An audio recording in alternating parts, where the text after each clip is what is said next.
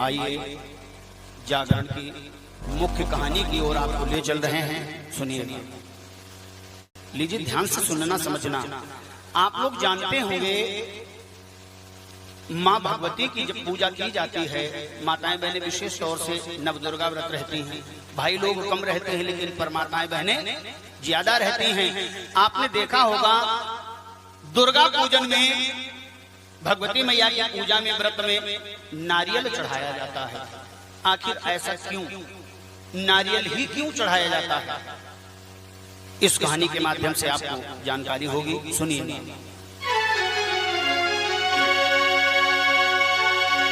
कि भेंट में माता की क्यों नारियल चढ़ाते हैं, ये जानने के लिए भक्त नंदलाल की कथा को हम सुनाते हैं। नंदलाल की कहानी इसीलिए सुनाई जाती है ताकि जनता जनार्दन को, माँ भगवती के भक्तों को इस बात का ज्ञान प्राप्त हो कि माता की पूजा में नारियल क्यों चढ़ाया जाता है। सुनिए,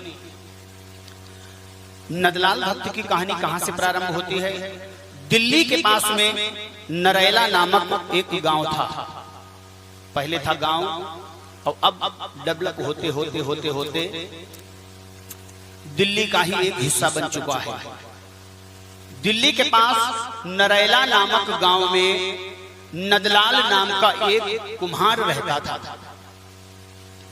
इसलिए उसका जाति पेशा था मिट्टी के बर्तन बनाना और बेचना। उन बर्तनों को बेचने से जो भी आमदनी होती थी उसी से अपने परिवार का पालन पोषण किया करता था। सुनिए,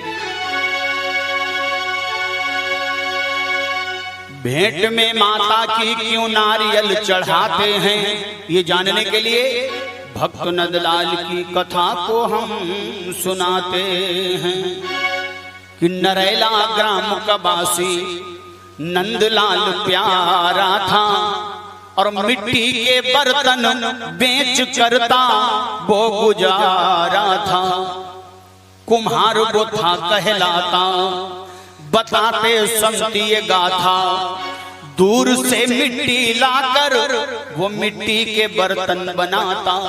एक दिन बर्तन बनाने मिट्टी को लेने गया ये संत बताते हैं। भक्त नंदलाल की कथा को हम सुनाते हैं। प्रेम से बोलिए दुर्गा मैया की। नंदलाल बर्तन बनाने के लिए मिट्टी लेने तालाब पर गया। मिट्टी खोदना प्रारंभ किया। जमीन के अंदर से एक आवाज आई, ऐ नंदलाल अपने हाथों को रोको, जहां तुम मिट्टी खोद रहे हो बात ध्यान से देखो। नंदलाल ने आवाज सुनी, फावड़ा फेंक दिया। धीरे धीरे हाथों से मिट्टी हटाई तो बड़ी सुंदर माता की एक प्रतिमा जमीन के अंदर उसने पाई। प्रतिमा को लेकर हृदय से लगाकर अपने घर वापस आया। घर में एक स्थान को गाय के गोबर से लीप कर पवित्र करके गंगा जल छिड़क कर माता की प्रतिमा को स्थापित कर दिया। नित्य नियमित रूप से माँ भगवती की पूजा करने लगा। अब इतना सच्चा पुजारी बन गया कि जब तक माता की पूजा नहीं कर लेता तब तक अन्न जल ग्रहण नहीं किया करता था। ऐसी कठोर भक्ति जब माता ने देखी तो नंदलाल को स्वप्न में दर्शन दिया। स्वप्न में माता ने दर्शन दिया और कहा, हे नंदलाल, यहाँ तो तुम यानी अपने घर में तुम मेरी मूर्त की पूजा करते हो,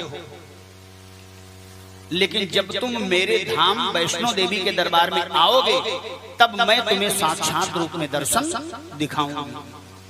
माँ भगवती ने स्वप्न में कहा। नंदलाल सुबह उठा, अपने घर परिवार के सभी सदस्यों को एकत्रित किया।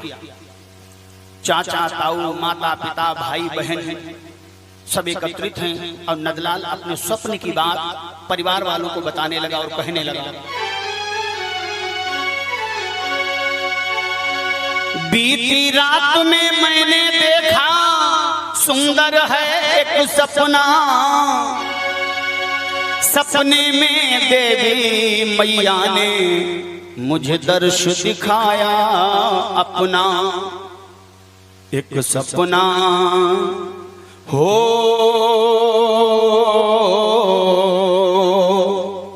एक सपना देखा है जब मैं सो गया। नंदलाल अपने परिवार को बता रहा है, ध्यान रखना आप लोग। नंदलाल अपने स्वप्न की बात अपने परिवार वालों को बता रहा है, वो कह रहा है एक सपना देखा है जब मैं सो गया, तो सपने में माता का दर्शन हो गया। और जब माता का दर्शन हुआ तब कुछ हो गया, कुछ हो गया, कुछ हो गया मुझको माँ। अपनी जन्म देने वाली माँ से कह रहा है कि हे मैया, जब मुझे देवी माँ ने दर्शन दिया तब अरे कुछ हो गया, कुछ हो गया, कुछ हो गया मुझको माँ। तो माता कहने लगी बेटा तुझे क्या हो गया? नंदलाल ने कहा कि दर्शन करके मन दीवाना हो गया, तो भक्त रजत माँ की भक्ति में खो गया। प्रेम से बोलो दुर्गा मैया की, सच्चे दरबार की।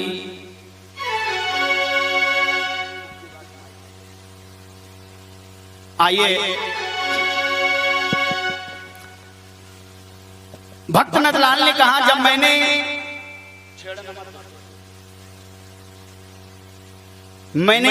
सपने में माता का दर्शन किया, माँ भगवती ने मुझे दर्शन दिखाया और मुझसे कहा, नंदलाल कहता है मैंने माँ से एक सवाल किया, माता ने मुझे जवाब दिया। सवाल क्या है, जवाब क्या, सुनिएगा। मैंने पूछा तो बता रहती हो माता कहाँ, तो चल के तेरे द्वार पर आऊंगा मैया वहां। तो माता ने कहा कि जम्बू में तुम आना ललन, और मुंह मांगा फल पाना ललन। और जब जम्बू में आओगे तब कि झोली भरे दुखड़े हरे, दुखड़े हरे सबके माँ। प्रेम से बोलिए दुर्गा मैया की जय हो। परिवार वालों ने कहा जब तुम्हें माँ ने बुलाया है तो तुम्हें जरूर जाना चाहिए। परिवार की अनुमति मिली। अब नंदलाल अपने घर से माता वैष्णो देवी के दरबार की ओर पैदल ही चल दिया। क्यों? गरीब था बेचारा, मोटर गाड़ी तो उस समय चलते ही नहीं थे। पहले सवारियों के कौन से साधन थे? या तो ऊंट गाड़ी या घोड़ा गाड़ी या हाथी रथ रब्बा, पर ये धनवान लोगों के पास हुआ करते थे। नंदलाल बहुत गरीब था, इसके पास में कोई भी वाहन किसी प्रकार का नहीं था, तो पैदल ही चल दिया। और चलते चलते चलते चलते नंदलाल पर्वत पहाड़ों की कठिन चढ़ाइयां चढ़ते चढ़ते माँ भगवती के दरबार में पहुंच जाता है और कहता है माँ से कि माँ,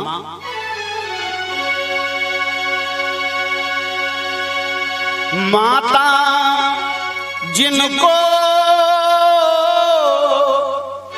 याद करे वो लोग निराले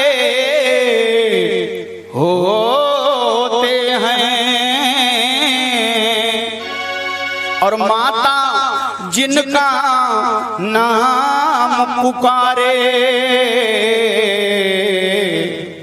वो किस्मत वाले होते हैं।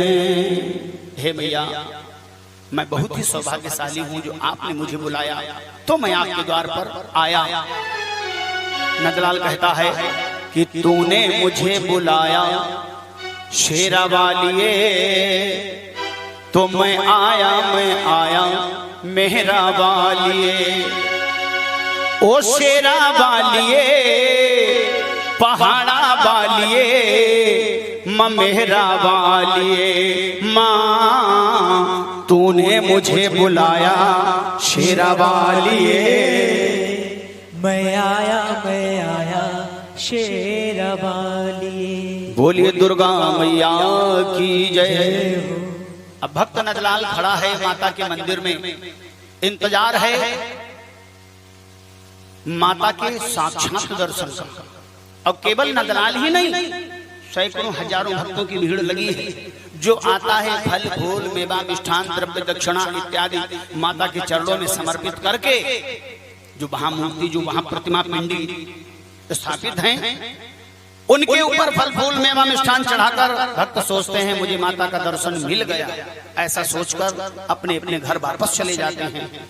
पर भक्त नंदलाल एक दिन पूरी रात, दूसरा दिन पूरी रात, अब तीसरा दिन, तीसरी रात्रि जब आई, भक्त नंदलाल का धीरज टूट गया और नंदलाल कहने लगा कि हे मां,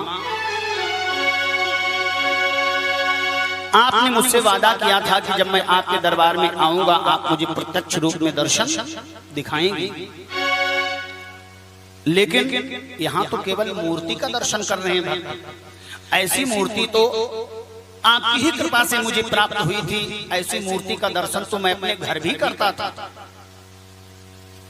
मां भक्त की भक्ति को आजमाने लगी, दर्शन नहीं दिए तो नंदलाल आगे बढ़ा।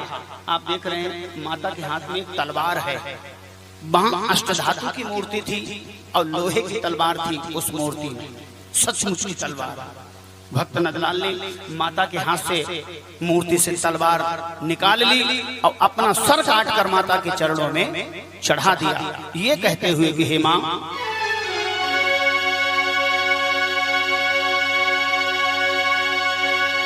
कि दुख में भर आया था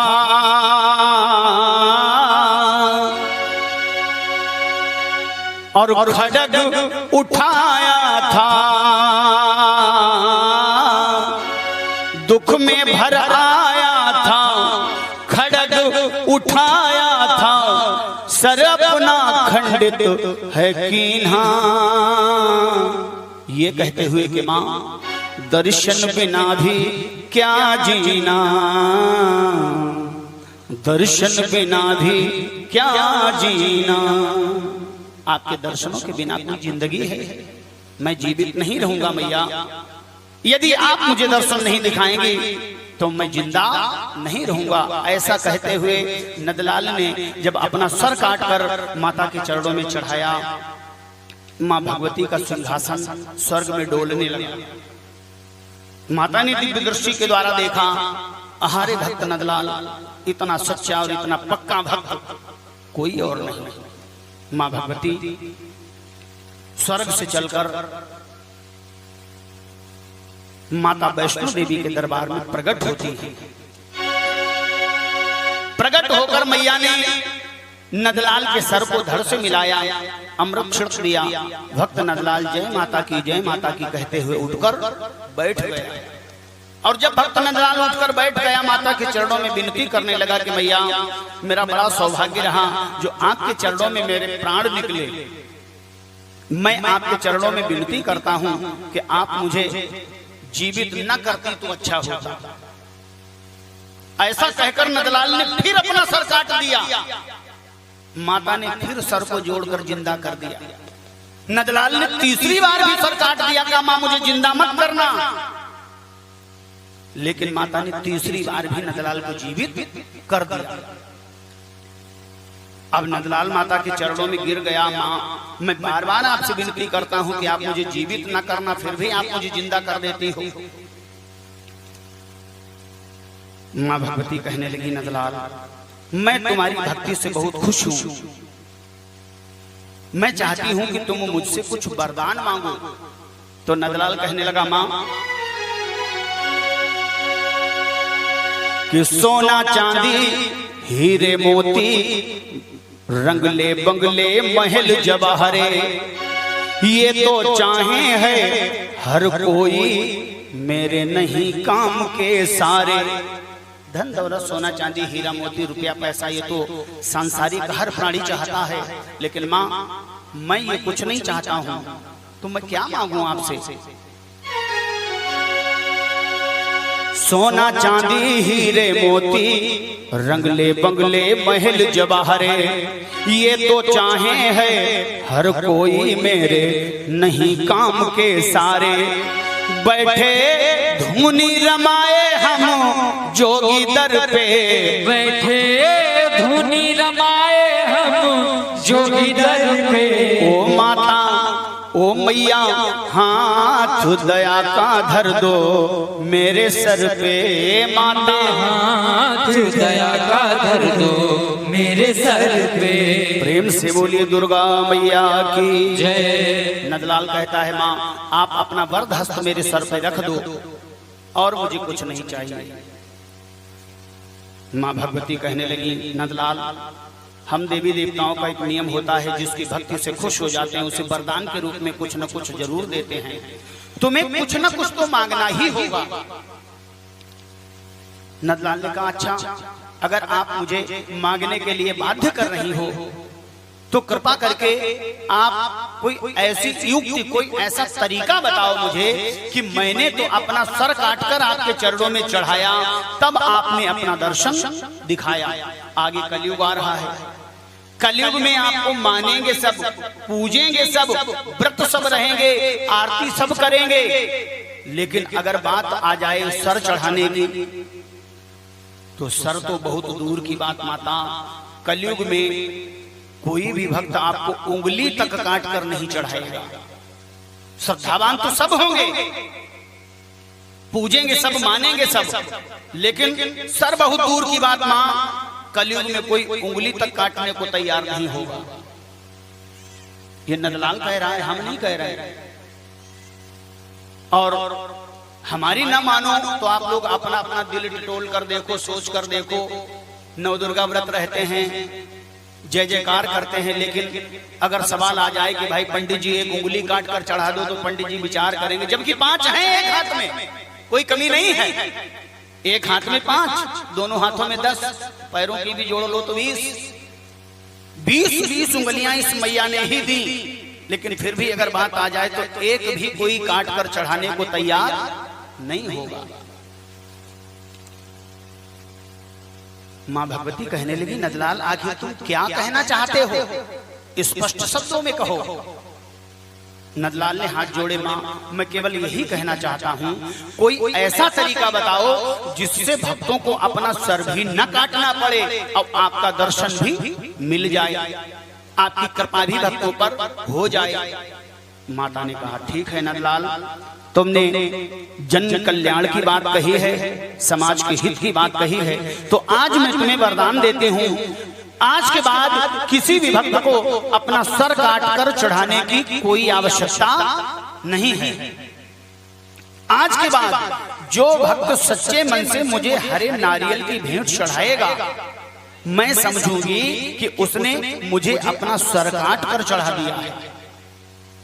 माता कहती हैं जो भक्त हरे नारियल की भेंट चढ़ाएगा मैं समझूंगी उसने मुझे अपना सर काट कर चढ़ा दिया है। हरे नारियल की भेंट चढ़ाने वाले भक्त के मैं भंडार भरूंगी, दुख दर्द दूर करूंगी, कभी कोई उसको कष्ट नहीं होने दूंगी, कभी कोई उसको दुख नहीं होने दूंगी। नंदलाल ने फिर एक सवाल किया मां इस दुनिया में न जाने कितने मीठे मीठे कितने रसीले फल हैं और आपने ये कठोर फल कैसे स्वीकार किया, इसके पीछे क्या कारण है? देवी मैया कहने लगी नंदलाल हरे नारियल में सर के सभी गुण होते हैं। एक हरा नारियल हमें लाओ, हरे नारियल में सर के सब गुण आप मिलान करके देखो। जैसे हमारे आपके सर के ऊपर होते हैं बाल, ऐसे ही देखो जटाएं हैं, इसका तो मुंडन हो चुका है, जटाएं साफ कर दी गई हैं, नहीं तो बहुत सारी जटाएं होती हैं। अब इन बालों के अंदर है कठोर खप्पड़ हड्डी का, तो आप इसमें देखिए इन जटाओं के नीचे बहुत ही कठोर खप्पड़ है, फिर इस खप्पड़ में है अंदर मांस और मांस के अंदर है रक्त। ऐसे ही इस खप्पड़ के अंदर आपको मिलेगा गुदा और गुदे के अंदर जल। इतना ही नहीं, बड़े ध्यान से देखना, दो आंखें और एक मुख, बिल्कुल हूबहू वही आकृति है जो हमारे आपके सर की हुआ करती है। जैसे मनुष्य के सर की आकृति वैसे ही हरे नारियल की आकृति और वही सारे गुण। तो मां भगवती ने कहा जो भक्त मुझे सच्चे मन से हरे नारियल की भेंट चढ़ाएगा मैं समझूंगी उसने अपना सर काट कर चढ़ाया है। हरे नारियल चढ़ाने वाले भक्त की मैं समस्त मनोकामनाओं को पूर्ण करूंगी, घर परिवार में सुख और समृद्धि भरूंगी।